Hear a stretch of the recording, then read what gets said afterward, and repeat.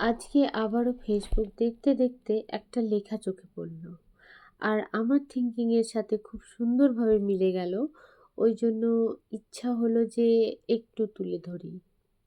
ঠকে যাওয়ার সাহস।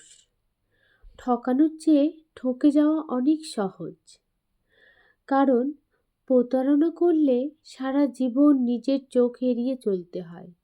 ঠকে গেলে কষ্ট থাকে, দীর্ঘশ্বাস থাকে, তবু কারো অভিশাপের ভয়ে মাথা নত করে থাকতে হয় না।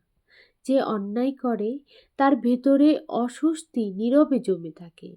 নিজের কাছেই সে প্রশ্নের মুখে পড়ে যায়। বিনা কারণে কারো মনে আঘাত দিয়ে দীর্ঘদিন মানসিক শান্তি নিয়ে বেঁচে থাকা যায় না।